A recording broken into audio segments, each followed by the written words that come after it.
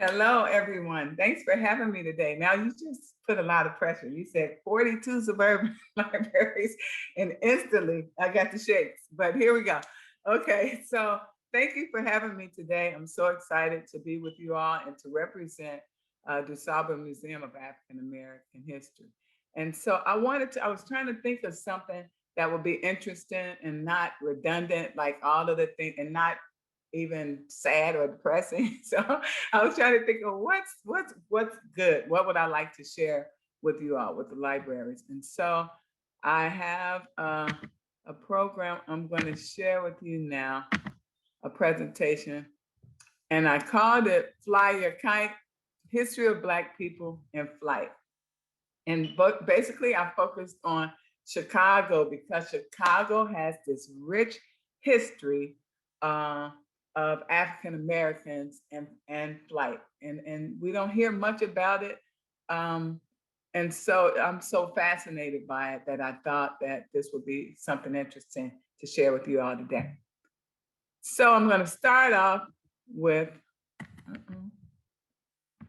It's going to let me. Did the screen change for you all? Just want to make sure. Yes, hands up, thumbs up, somebody did it? Okay. Oh, great. Okay. I'm going to start off with this story called The People Could Fly because it kind of sets in context the understanding that the relationship that African Americans have with flight. This is a story called The People Could Fly. It's a folktale by Virginia Hamilton. And so, yeah, let's start that. The People Could Fly by Virginia Hamilton. They say the people could fly. Say that long ago in Africa, some of the people knew magic, and they would walk up on the air like climbing up on a gate. And they flew like blackbirds over the fields, black, shiny wings flapping against the blue up there. Then many of the people were captured for slavery. The ones that could fly shed their wings. They couldn't take their wings across the water on the slave ships. Too crowded, don't you know? The folks were full of misery then, got sick with the up and down of the sea. So they forgot about flying when they could no longer breathe the sweet scent of Africa. Say the people who could fly kept their power, although they shed their wings. They kept their secret magic in the land of slavery. They looked the same as the other people from Africa who had been coming over, who had dark skin. Say you couldn't tell anyone one who could fly from the one who couldn't. One such who could was an old man. Call him Toby. And standing tall, yet afraid, was a young woman who once had wings. Call her Sarah. Now Sarah carried a babe tied to her back. She trembled to be so hard worked and scorned. The slaves labored in the fields from sunup to sundown. The owner of the slaves calling himself their master. Say he was a hard lump of clay, a hard glinty coal, a hard rock pile wouldn't be moved. His overseer on horseback pointed out the slaves who were slowing down. So the one called driver cracked his whip over the slow ones to make them move faster. That whip was a slice open cut of pain. So they did move faster. Had to. Sarah hoed and chopped the row as the babe on her back slept. Say the child grew hungry. That babe started up bawling too loud. Sarah couldn't stop to feed it, couldn't stop to soothe and quiet it down. She let it cry. She didn't want to. She had no heart to croon to it. Keep that thing quiet, called the overseer. He pointed his finger at the babe. The woman scrunched low. The driver cracked his whip across the babe anyhow. The babe hollered like any hurt child, and the woman fell to the earth. The old man that was there, Toby, came and helped her to her feet. I must go soon, she told him. Soon, he said. Sarah couldn't stand up straight any longer. She was too weak. The sun burned her face. The babe cried and cried. Pity me, oh pity me, said sounded like. Sarah was so sad and starving, she sat down in the road. Get up, you black cow, called the overseer. He pointed his hand, and the driver's whip snarled around Sarah's leg. Her sack dress tore into rags. Her legs bled on the earth. She couldn't get up. Toby was there where there was no one to help her and the babe. Now, before it's too late, panted Sarah. Now, Father. Yes, daughter, the time has come, Toby answered. Go as you know how to go. He raised his arms, holding them out to her. Kum yala kum baba tambe. And more magic words, said so quickly they sounded like whispers and sighs. The young woman lifted one foot on the air, then the other. She flew clumsily at first, with the child now held tightly in her arms. Then she felt the magic, the African mystery. Say she rose just as free as a bird, as light as a feather. The overseer rode after her, howling. Sarah flew over the fences. She flew over the woods. Tall trees could not snag her, nor could the overseer. She flew like an eagle now until she was gone from sight. No one dared speak about it. Couldn't believe it, but it was, because they that were there saw that it was. Say the next day was dead hot in the fields. A young man slave fell from the heat. The driver come and whipped him. Toby come over and spoke words to the fallen one. The words of ancient Africa, once heard or never remembered completely. The young man forgot them as soon as he heard them. They went way inside him. He got up and rolled over on the air. He rode it a while, and he flew away. Another and another fell from the heap. Toby was there. He cried out to the fallen and reached his arms out to them. Kum kunka yale kum tambe. Whispers and sighs. And they too rose on the air. They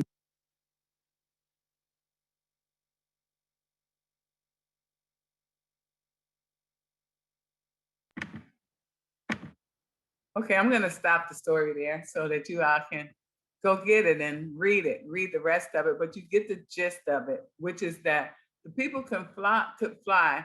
There's this belief that by people of African descent, the folk tale, that people of African descent have this fascination with flying, and it comes out of this story. The people could fly, and the idea is that the people could fly. You can escape your circumstances. So in bad situations, oftentimes African Americans imagine that people would just take wings and you can go above whatever the situation is. Any type of oppression or bad situation, you could just fly above it. It's a powerful layered tale, as I have in the notes here, right? It derives from this whole story. This folktale comes from a story about a group of enslaved Igbo Africans from Nigeria, and supposedly they jumped from a slave ship in 1803, and it was, some records show that it was all evidence point that it was to the fact that it was a mass suicide. The enslaved Africans who remained claimed that the people who jumped off the ship flew away, and some said they walked across the water back to Africa. It's kind of this whole escapism to not deal with this reality. So they're not dead, they just flew away. The Gullah Geechee people in the area named that site Igbo Landing. You might have heard that term, Igbo Landing. And they passed down this tale of the people can fly generation through generation until it finally ended up in this folk tale. So this connection begins out of this flying is a magical, mystical kind of escapism tool and or survival tool that people could float above their circumstances to a peaceful and a safe space. They could fly high, in essence, above anything they're facing. Flights, music, oftentimes the people could fly. That story's been told across the globe, as it said. Oftentimes people would sing with it, sing when they told the story, or they would talk about that there was singing when the people were flying. And so in that way, music is kind of has served throughout history as this like tail, and it's almost the engine of the flying. Like you start to sing, your spirit connects in a way, and then that lifts you up. This is African American folktale, right? Similarly, in traditional African culture, people don't simply end when their body shuts down, they transition or pass into the next realm of existence. So in African culture, I teach African American studies also at Chicago State University, in addition to being the director of education and programs at DuSable. And in African American studies, the life cycle is a circle. So instead of thinking of someone as died, it's you transition or you pass to the next realm of existing kind of existence. And so when you die, it's the whole idea that we hear in Christian culture where you you leave the body and fly up to the heavens. You earned your wings, so they say, right? In traditional African culture, they said it's the spirit leaving the body and flying back up to the heavens, which were thought to be located in the sky with the sun, the giver of life. This helps to explain why the people could fly. We don't die, we fly.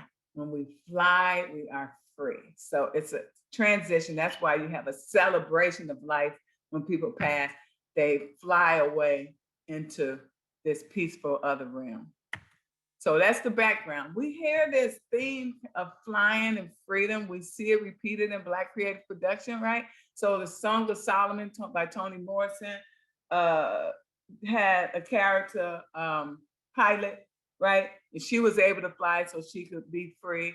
Then we had a story that people could fly. We have Maya Angelou's story, I Know Why the Cage Bird Sings, associating flight with freedom. We have a song by Denise Williams, Black Butterfly. We have the popular song, I Believe I Can Fly. It's all of these things of flying away, right? Flying above whatever the circumstances are, flying and soaring with freedom. Then we attach it to reality. So that's the whole celebration of flight that's traditional in African American culture. And then we have Bessie Coleman. Bessie Coleman was the first African American and Native American female pilot. She lived in Chicago.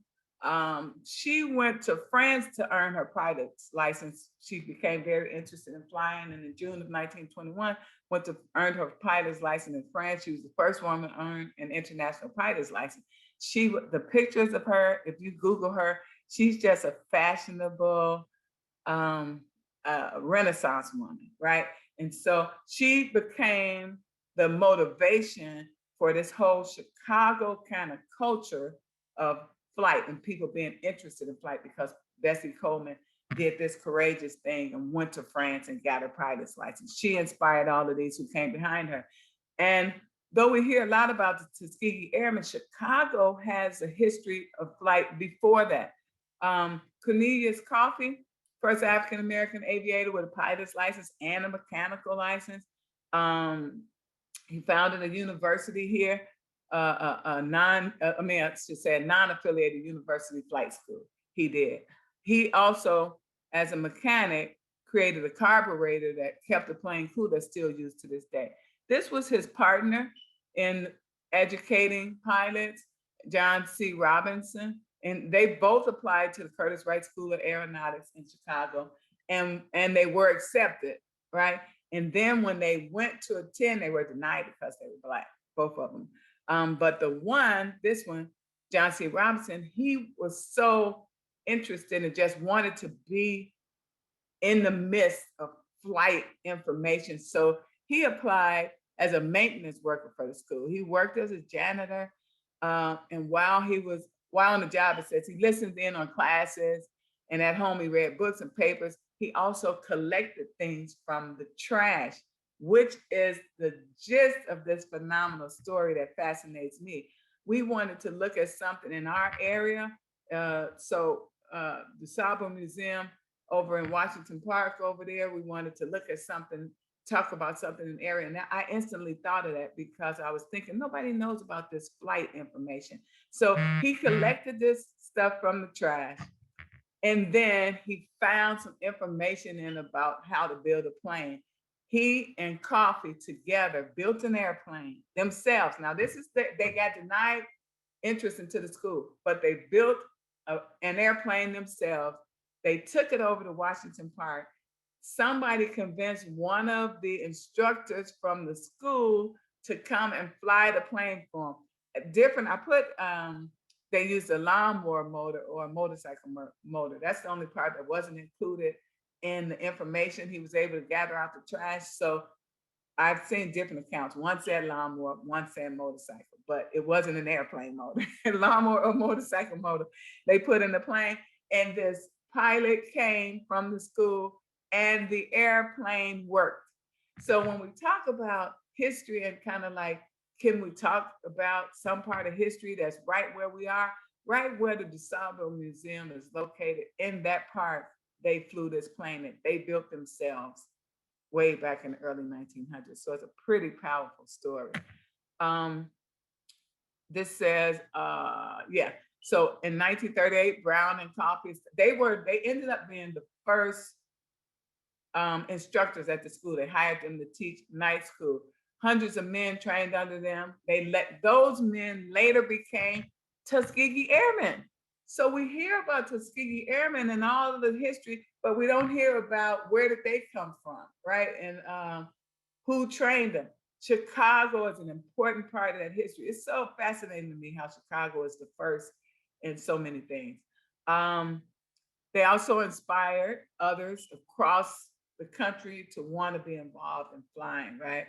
They pushed and fought for Black pilots in the Army, which led to the Tuskegee Airmen. So they're a very important part. Willa Brown was married to Coffee, and she was the first African-American woman to earn a pilot's license in the US in 1938. She too was, these pictures, you know how those older pictures are just so cool and chic. She too was a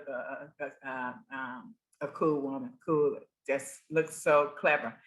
First Black woman Civil Air Patrol officer, first Black woman to receive a commercial pilot's license, first Black woman to run for Congress, right? She helped to found the Coffee School of Aeronautics with Aviator Cornelius Coffee, who was her husband.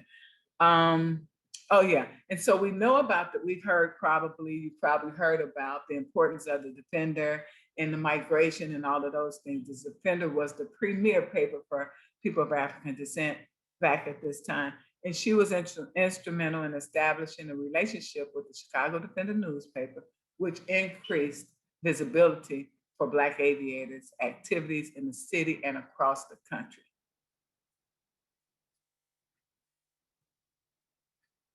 Here's a little more information. So Time magazine in 1939 ran an article about the shortage of experienced pilots, and Miss Willa and her husband and Mr. Robinson, they proposed a solution to the problem. They said, train African-American men to become pilots, right? And they pushed and fought for that. And their school became part of the government-funded training. They participated of African-American, they had to participate on a separate but equal basis. So they could participate, but we know that segregation was the law of the land, and it has to be separate. But they were able to initiate these programs. Though they couldn't train the pilots because their school wasn't recognized in that way, they could provide the training. So they did like a pre-program, like you have a pre-engineering program or something like that. They did a pre-pilots program, and they provided African-American trainees for the pilot training program at Tuskegee Institute, which is very important. It's very important. This program led to the creation of the famed Tuskegee Airmen, and Willa was directly responsible for training over 200 future Tuskegee Airmen and instructors. Little Miss Willa, that we, she hasn't to me been given her rightful place. But hopefully following this, maybe somebody will do some research. She also earned, I can't see my own notes here. Let's see. Oh, I know that she was the first American woman to have both a pilot's license and a mechanic's license, like her husband had. Here's a picture of some Tuskegee Airmen, right? First Black military aviators in the U.S. Armed Forces. Many were trained in Illinois. This is very important because they built, that training is very important because it shows kind of, again, when we think of flight and this core concept of flying above the circumstances, they built not only the airplane, they also built their own runway at the school out here in Robbins, Illinois. And they, with their own hands, they built it, laid down the ground that they needed and everything, and ran that school. Here's a quote from one of the students. If I can get up there, I'll help change things down here. So this whole idea of flying being a cure to problems is very prevalent in African-American community. Janet Harmon, she worked as a health inspector in Chicago. She was inspired to fly by a billboard she saw that said, "Birds learn to fly, why can't you?" And so this, again, these are just examples to show how rich this whole desire to fly and this kind of subculture of flying was in Chicago. She wrote Negro Aviation, which was a weekly column for the Chicago Defender. We have Robert Lawrence. He was the first Black astronaut selected to a national space program. He was the only member with a doctorate. He helped develop the space shuttle. And this is back in 1935. Mae Jemison is a more popular one. We've heard of her, the first Black woman in space. She went to Morgan Park High School. I live right next to Morgan Park High School. So when we talk about Chicago, when we talk about your city, all of these things are right in my backyard. I wanted to show, this is a part of DuSable Museum's a current exhibit at Chicago Museum. It's not about aviation per se, but I thought it interesting, this parallel or this connectedness. So continuums and legacies. In Chicago, at DuSable Museum, we have an exhibit that's about Catherine Magnolia Johnson. And here we see, this is about World War I. This exhibit is Catherine Magnolia Johnson. This is particularly a section about her. And we have an interview on our website where we interviewed her great grandnephew, but she was involved in serving, she and a few other women were involved in supporting World War I. And so she provided books. She was an educator. She thought that those guys were in the service. Some of them were known to be illiterate, couldn't read and write. So she brought books for them. She was chosen and she went on a mission and brought books to them. She also provided like spiritual services and things like that, Catherine Magnolia Johnson. But it's important, why she's important to the aviation that came later is because for World War II, African Americans in Chicago were intentional about having as their goal to fly in the war, to be able to participate in the armed services. And Catherine Magnolia Johnson was there first in World War I. She was there doing work and bringing attention to and showing a connection to, a desire to be engaged with armed services. And so she came first. And then we have all of the history I just showed you. I wanted to show that the legacy continues, right? Only about 2.5% of the total Air Force aviators are African American today. There's a program in Chicago called the Young Eagles Program. I have a link there. Chicago has this rich legacy that we need to talk more about to help young people recognize aviation jobs as viable careers. right? We have this rich history. We need to engage young people in this history so that they'll know that it's not something foreign to us, that we were heavily engaged in this, involved in aviation years ago, a whole century ago. And then I thought, how could we pique interest? So when I first heard of this great opportunity, I was so excited. And I said, you know what? I'm going to have a fly day. And that's why I called it Fly Your Kites. And we're going to have people all over watch this presentation and then go out the next day on Sunday and fly their kites. It'll be a great spring event. But the parks are closed, so I can't officially tell you to do that. So I wanted to do it in Washington Park and then just share the history. And that's a way to engage young people, make them interested in flight. This will be an entry point. Hey, let's put together this kite. Let's watch how it soars through the air, blah, blah, blah, get interested in flight. But again, we weren't able to suggest that as an institution. But clearly, if you like to do it yourself, I can't stop you. But fly. Kites have been used for human flight, for military applications, for science and meteorology, photography, lifting radio antennas, generating power, aerodynamics, experiments, and much more.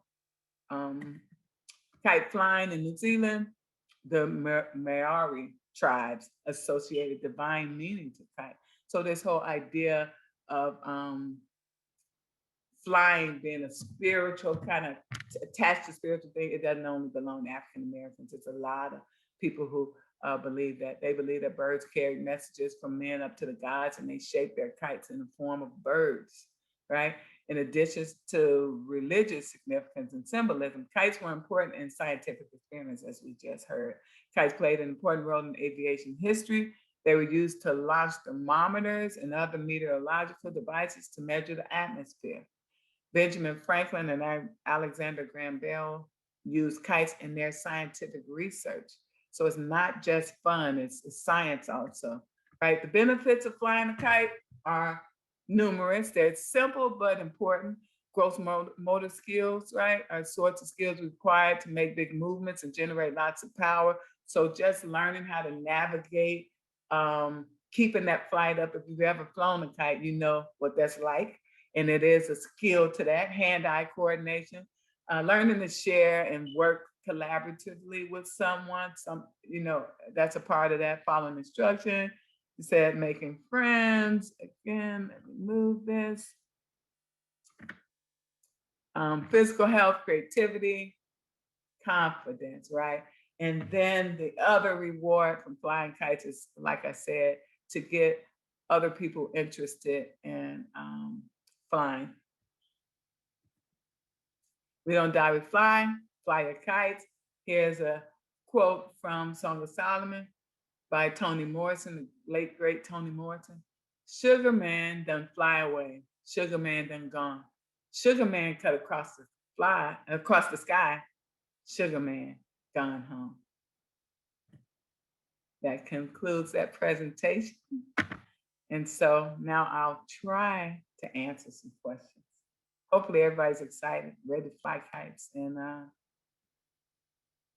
possibly take flying lessons. Thank you very much, Kim. That was very interesting. All right, let's see if we have any questions here. If you guys are still out there and you have questions for Kim, if you could please put them in the Q&A, I would really appreciate that. But in the meantime, let's see what we've got here. I wish I was in the plane flying. Like you said, Shed had penguins. It would be great if I could have did this from a cockpit or something, but anyway. Yeah, that would have been really cool. Yeah. All right, so we have a question. To what extent was the participation by Black people impactful in early aviation? To what extent was the participation? One more time, I'm sorry. Yeah, I think she's trying to ask how greatly did African American people impact early aviation? Okay, so again, the research I did, I started kind of with the first flight information being like the late 1800s, right? Or early 1900s. And then Bessie Coleman was the first person I could see that got a license, right? As we see, Black people weren't allowed to enter flight school. So it's the early 1900s, I would say. I thought it fascinating that those two guys built their own plane, but again, planes were already flying when they entered into this field. So that's the extent of my research. I do know that, again, that I could say that Coffee and Robinson, that they did have something to do with the carburetor somebody built to help keep the plane cool. That's still used today on planes. That's a version of that is still used today on airplanes. But as far as just, again, flight education and stuff, they didn't enter into the 1900s. We have another question that is, why did Bessie Coleman get her license in France? Oh, that's a good question. So Bessie Coleman got her license in France because she wasn't allowed to go to school here in America to get her license. And she had heard about opportunities where African Americans could go to France. She was just the first female to get that, but she wasn't the first African American to get a license in France. France was a little more open with regard to, America was segregated and there were just some things that African Americans weren't allowed to do, but France allowed her to go. That's why she's the shero of this. And, she became everybody's inspiration because she actually went to France and got that license, And so she went there because she couldn't get it here. Others followed behind her and went to France as well. Others who could afford it, you had to be of a certain ilk, a certain privilege in order to do that. But a few other Chicagoans followed behind her and went to get their license in France as well. Very cool. Okay. Was Pastor Bill Winston of Living Word Christian Center in Forest Park a part of the Tuskegee Airmen? I don't know.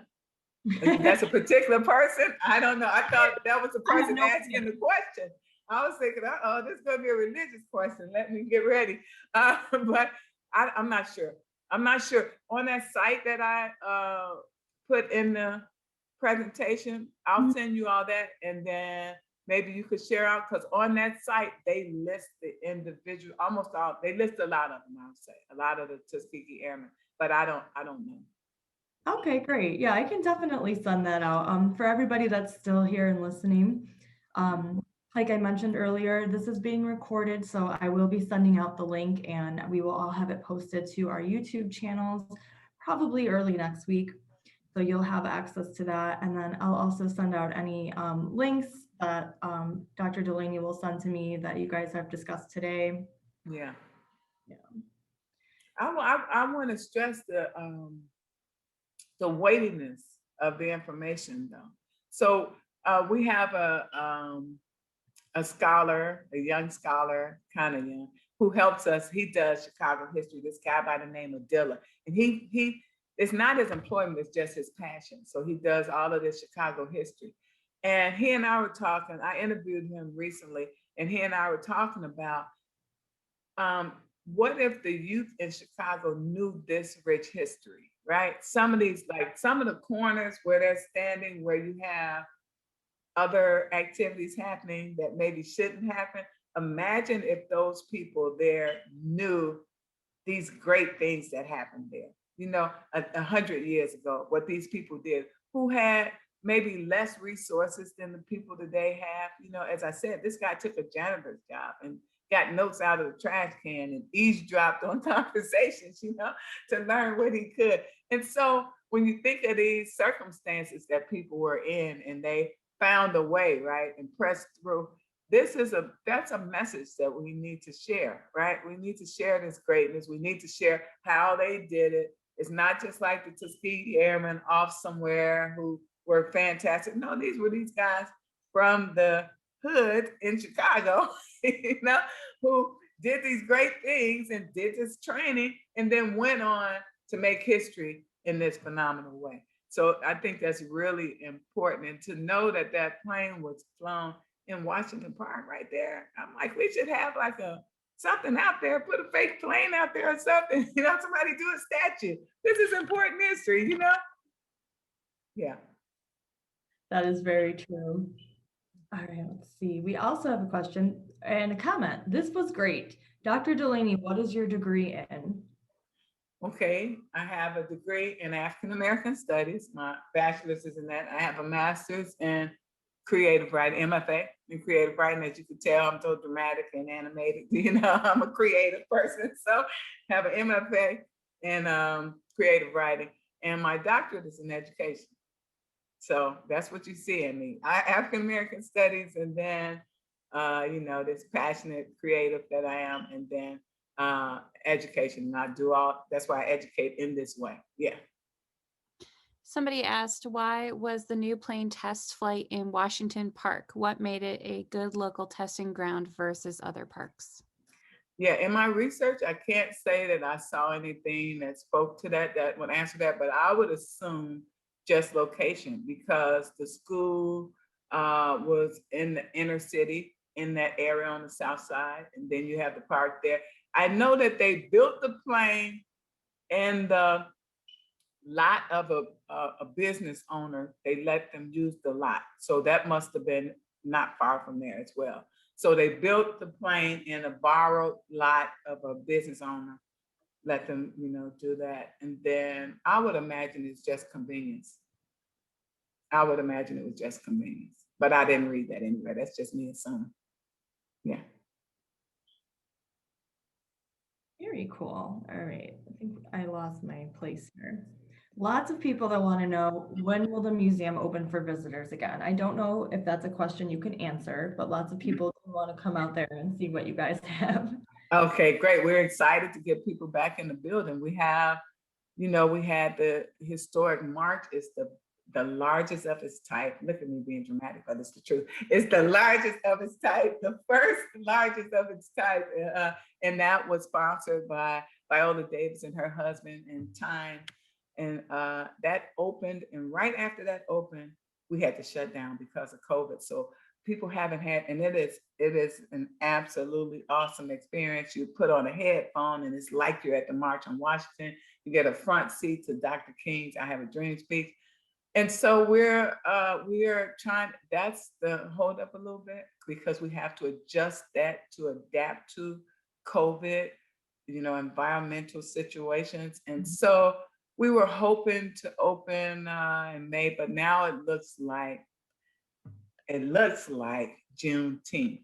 That's what I'm going to say today. Don't hold me to it. That's what I heard at a recent meeting, that it looks like we're trying to open for Juneteenth because we want to have the march up and ready when we open. The Captain Magnolia Johnson exhibit was new as well. And so we have a lot of new, fresh things for people to see.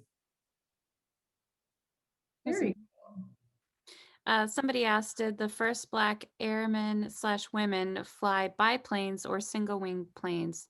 Did they participate in races? Oh, wow. I was waiting for the question that would stump me, and that's it. So, okay.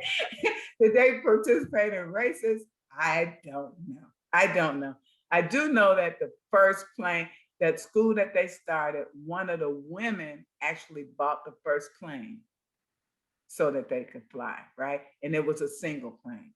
I do know that. So they were training in single planes. That was the first plane that she bought. The plane that they built was a single plane. And so I don't know if they participated in races. I don't know. Again, I would only be guessing. So I don't want to do that. I don't know. I don't know if they participated in races. But I do know that the planes that they possibly, because of affordability, it was that single plane that they had. That's the plane they trained people in. That's the plane that they bought. Again, it's Women's History too. Look, Women's History Month just passed. Look at this. A woman bought that plane, a woman. Women were involved in this training. A woman was the motivation. Here in Chicago, a woman was the motivation to start all these people the woman went to France and got that license and started all that. And so, and when please Google it, you see all these cool pictures of these people. You know, those flight clothes are so cool anyway. You see all these people, they look so confident and like, you know, sure, like they had fun. So yeah, that's all I know. I don't know if they did races. I'm not sure. I didn't read anything about them doing races. Cool. Well, on the topic of kind of the women's history part of this, are there any Chicago streets or schools named after Bessie, Willa, Jenna, or Catherine? Oh, wow. Bessie Coleman. There was a school in Chicago that I recall, Bessie Coleman School. There was, yeah. I don't know if it still exists, you know, with all the closures and stuff. I'm not sure, but there was a school called Bessie Coleman.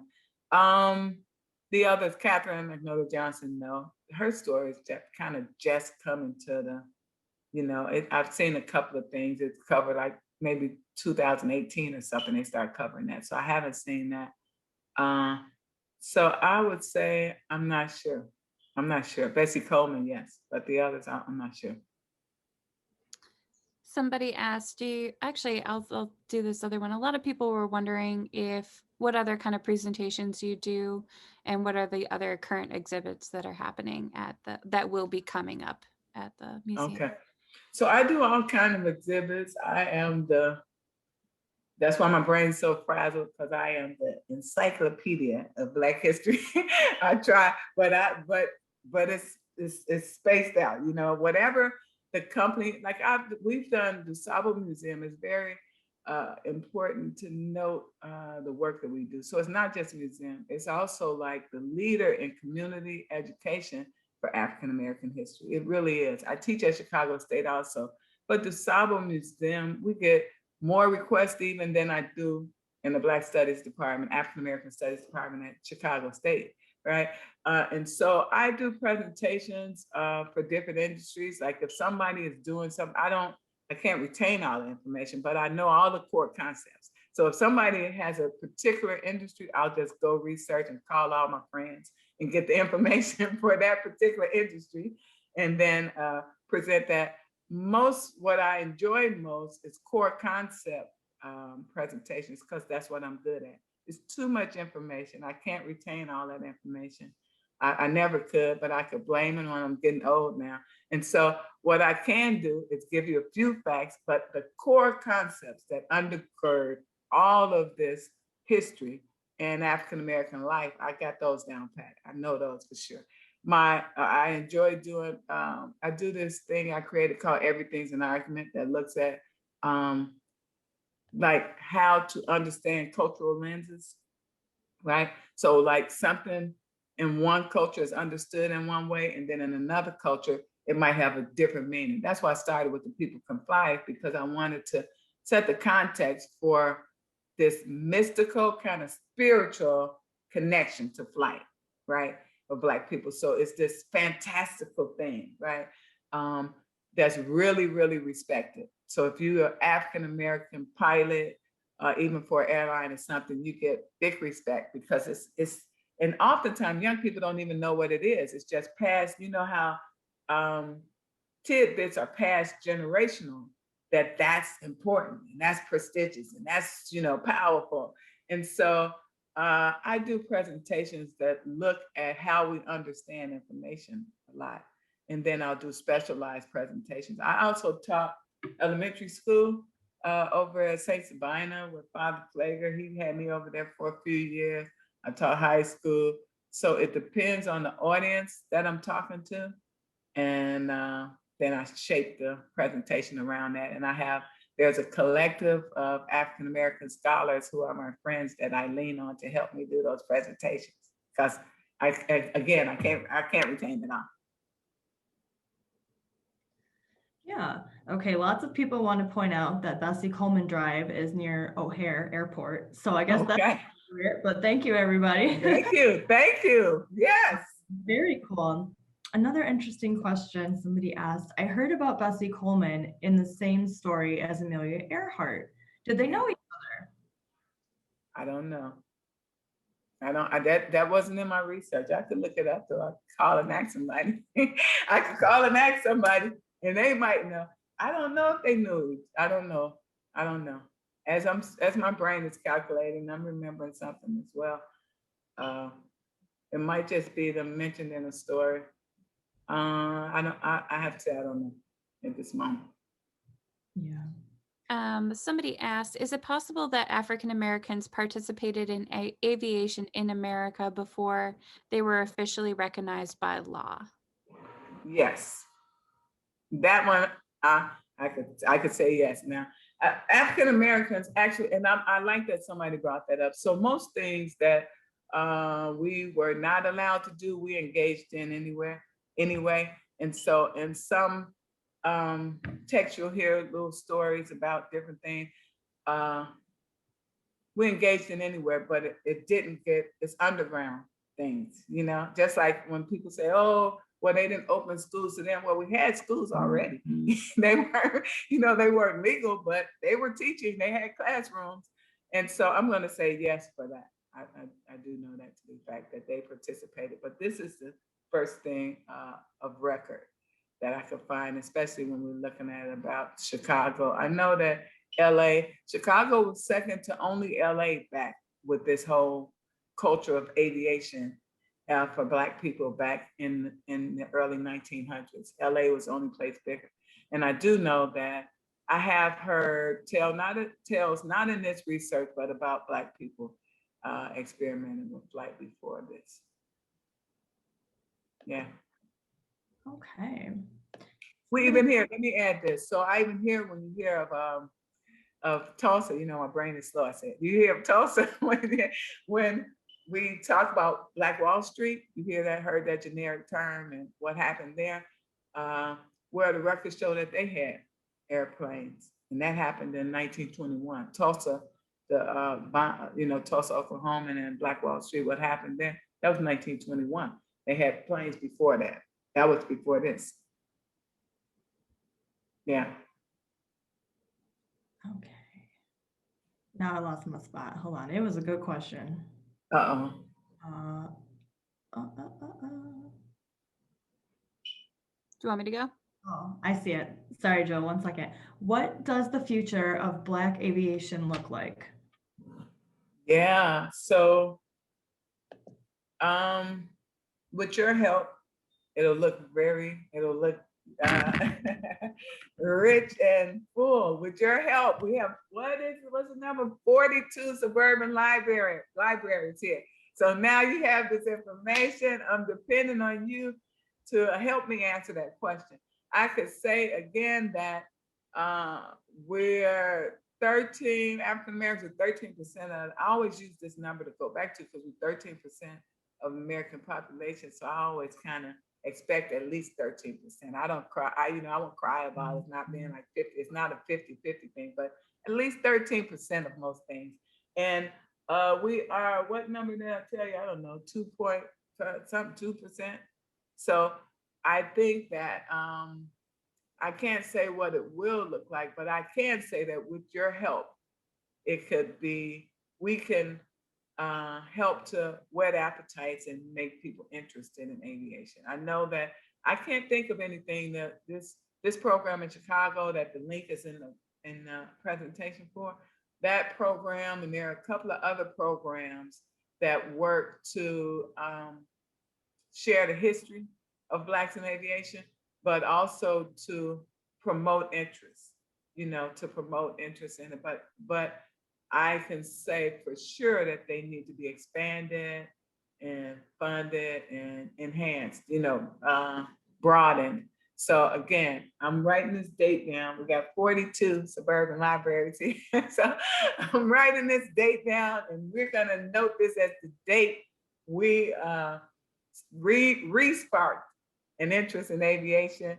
And 18, 20 years from now, we'll look at the records, and hopefully there'll be a big increase in African-American people involved in aviation.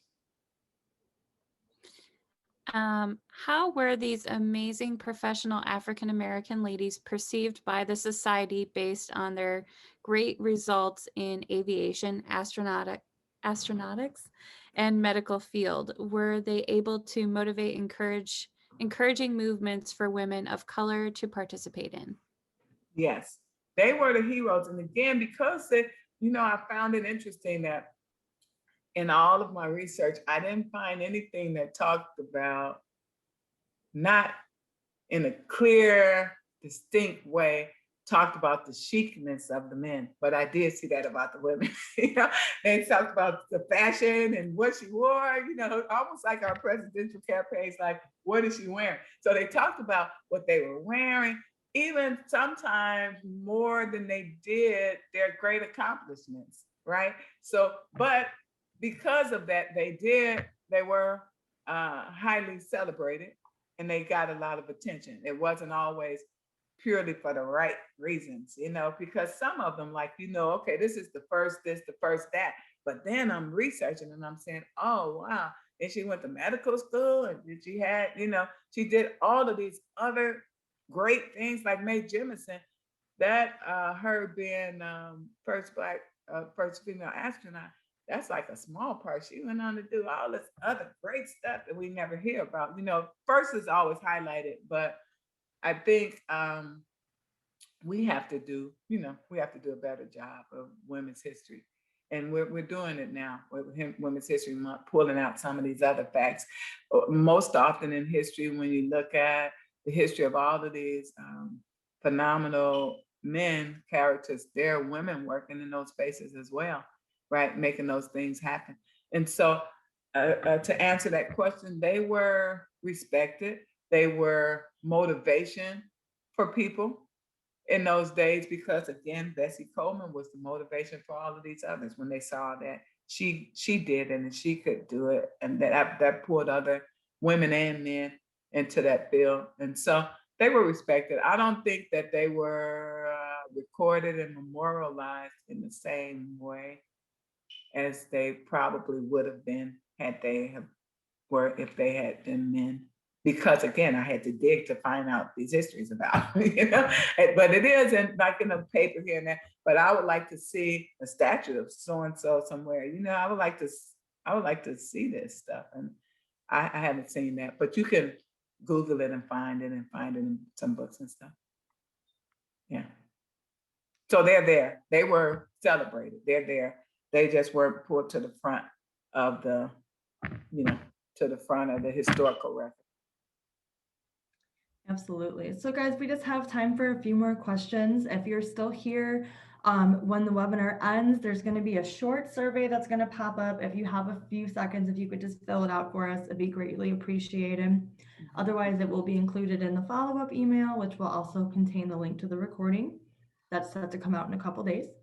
But before we wrap up, this is a good question. Are there any books or movies you would recommend about this topic? It was very fascinating. Okay, so there are. Let me send them to you.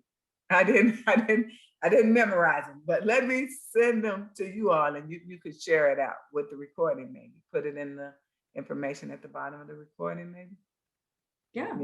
Absolutely. We can share all the lists and all of the links that you would like to. I can get those out to everybody that was here today.